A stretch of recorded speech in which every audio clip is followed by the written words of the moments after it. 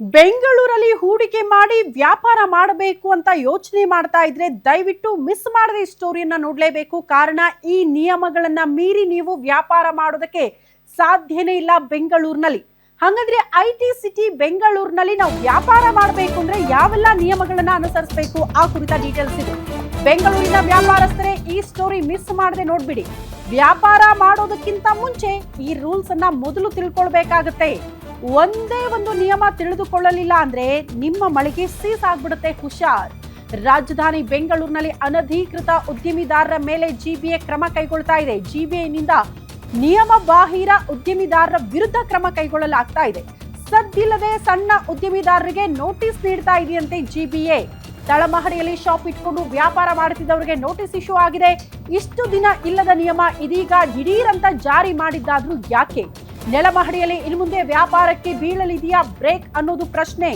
ತಳಮಹಡಿಯಲ್ಲಿ ವ್ಯಾಪಾರ ಮಾಡೋ ಹಾಗಿಲ್ಲ ಅಂತ ನೋಟಿಸ್ ಕೊಟ್ಟಿದ್ದಾರಂತೆ ಜಿಬಿಎನ ಆಫೀಸರ್ಸ್. ನೆಲಮಹಡಿ ಪಾರ್ಕಿಂಗ್ಗೆ ಬಿಡಬೇಕು, ಅಲ್ಲಿ ಮಳಿಗೆ ಕಟ್ಟಿದ್ದು ಸರಿಯಲ್ಲ, ಇದು ಸರಿಯಾದ ಕ್ರಮ ಅಲ್ಲ ಅಂತ ನೋಟಿಸ್ ಕೊಡ್ತಿದ್ದಾರೆ. ಕಟ್ಟಡ ಮಾಲೀಕರಿಗೆ ಪಾರ್ಕಿಂಗ್ ಸ್ಥಳ ಮಾಡಿ ಅಂತ ಸೂಚನೆ ಕೊಡಲಾಗಿದೆಯಂತೆ. ಮಹಾಲಕ್ಷ್ಮಿ ಲೇಔಟ್ನ ಕೆಲ ನೆಲಮಹಡಿ ಅಂಗಡಿಗಳಿಗೆ ನೋಟಿಸ್ ಕೊಟ್ಬಿಟ್ಟಿದೆ ಆಲ್ರೆಡಿ ಜಿಬಿಎ. ಇದೇ ರೀತಿ ಹಲವು ಅಂಗಡಿಗಳಿಗೆ ನೋಟಿಸ್ ಜಾರಿ ಮಾಡಿದೆ ಜಿಬಿಎ ಅನ್ನೋದರ ಡೀಟೇಲ್ಸ್ ಸದ್ಯ ಸಿಗ್ತಾ ಇದೆ. ಹಾಗಾಗಿ ಒಂದು ಬಿಲ್ಡಿಂಗ್ ಅಲ್ಲಿ ನೀವು ಏನಾದ್ರೂ ದುಡ್ಡು ಕೊಟ್ಟು ರೆಂಟಿಗೆ ಅಥವಾ ಇಂತಿಷ್ಟು ವರ್ಷಗಳ ಕಾಲ ಲೀಸ್ಗೆ ಆ ಮಳಿಗೆನ ಬಾಡಿಗೆ ಪಡೆದುಕೊಳ್ತಾ ಇದ್ದೀರಿ ಅಂದ್ರೆ ಅದು ನೆಲಮಹಡಿಯಲ್ಲಿ ಇರಲೇಬಾರ್ದು. ನೆಲಮಹಡಿಯ ಅಂಗಡಿಗಳನ್ನ ನೀವೇನಾದ್ರೂ ಗುತ್ತಿಗೆ ಪಡೆದುಕೊಂಡಿದ್ರೆ, ಟೆಂಡರ್ ಬೇಸಲ್ಲಿ ಪಡೆದುಕೊಂಡಿದ್ರೆ ಅಥವಾ ರೆಂಟ್ ಬೇಸಲ್ಲಿ ಪಡೆದುಕೊಂಡಿದ್ರೆ ಈಗಲೇ ಅದನ್ನ ಖಾಲಿ ಮಾಡಬೇಕಾಗುತ್ತೆ. ಕಾರಣ ಆ ಜಾಗವನ್ನ ನೀವು ಪಾರ್ಕಿಂಗ್ಗೆ ಬಿಟ್ಟು ಕೊಡಬೇಕು ಅಂತ ಜಿಬಿಎ ನೋಟಿಸ್ ಕೊಡ್ತಾ ಇದೆಯನ್ನುವಂತಹ ವಿಚಾರ. ಈ ಬಗ್ಗೆ ಮತ್ತಷ್ಟು ಡೀಟೇಲ್ಸ್ ಅನ್ನ ಕೊಡ್ತಾ ಹೋಗ್ತಾರೆ ಮೆಟ್ರೋ ಬ್ಯೂರೋ ಚೀಫ್ ಉಲ್ಲಾಸ್ ಇಸ್ಕಿರುವಾಸೆ ನೇರ ಸಂಪರ್ಕದಲ್ಲಿ ಜಾಯಿನ್ ಆಗ್ತಿದ್ದಾರೆ. ಉಲ್ಲಾಸ್, ಜಿಬಿಎನಿಂದ ಹೊಸ ನಿಯಮಗಳು, ಈಗ ಆಲ್ರೆಡಿ ಮಳಿಗೆಯನ್ನ ಹೊಂದಿರುವಂತ ವ್ಯಾಪಾರಸ್ಥರು ಏನು ಮಾಡಬೇಕು ಅಂತ, ಸೊ ಅದನ್ನ ಕ್ಲಿಯರ್ ಮಾಡ್ಬೇಕಾ ಈ ಕ್ಷಣಕ್ಕೆ, ಹೇಗೆ?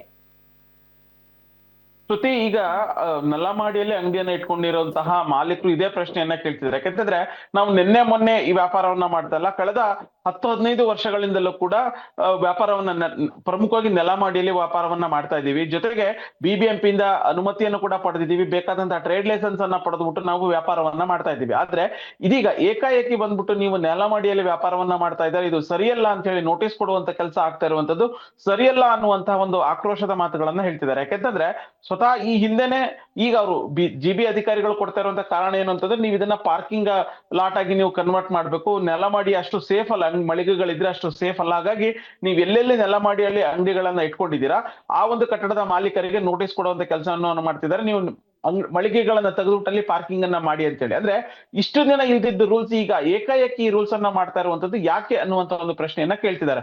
ಒಂದ್ ವೇಳೆ ನೆಲಮಾಡಿಯಲ್ಲಿ ನೀವು ಮಳಿಗೆಗಳನ್ನ ಮಾಡಬಾರ್ದು ಅನ್ನುವಂಥದ್ದಾಗಿದ್ರೆ ಈ ಹಿಂದೆ ಯಾಕೆ ಅನುಮತಿಯನ್ನ ಯಾಕೆ ಕೊಟ್ರು, ಜೊತೆಗೆ ಟ್ರೇಡ್ ಲೈಸೆನ್ಸ್ ಅನ್ನ ಕೂಡ ಯಾಕೆ ಕೊಟ್ರು, ಜೊತೆಗೆ ಟ್ಯಾಕ್ಸ್ ಅನ್ನು ಕೂಡ ಯಾಕೆ ಕಟ್ಟಿಸ್ಕೊಳ್ತಿದ್ದಾರೆ ಅನ್ನುವಂತ ಒಂದು ಪ್ರಶ್ನೆಯನ್ನ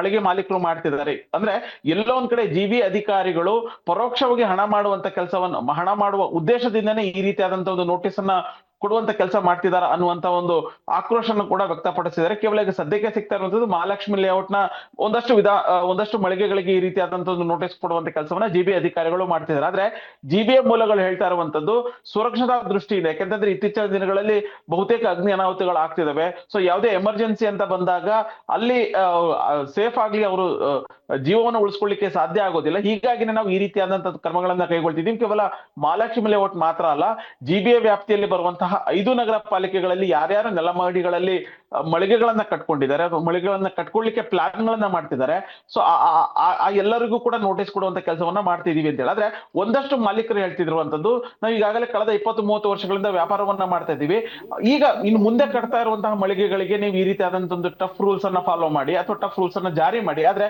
ಅದನ್ನ ಹೊರತುಪಡಿಸಿ ಈಗ ಆಲ್ರೆಡಿ ಎಕ್ಸಿಸ್ಟಿಂಗ್ ಇರುವಂತಹ ಮಳಿಗೆಗಳಿಗೆ ನೋಟಿಸ್ ಕೊಡುವಂತದ್ದು ಸರಿಯಲ್ಲ ಅನ್ನುವಂತಹ ಒಂದು ಸಲಹೆಯನ್ನು ಕೂಡ ಜಿವಿಗೆ ಕೊಡ್ತಾ ಇರುವಂತದ್ದು. ಶ್ರುತಿ, ಓಕೆ ಉಲ್ಲಾಸ್, ಧನ್ಯವಾದಗಳು ತಮ್ಮೆಲ್ಲ ಮಾಹಿತಿಗೆ.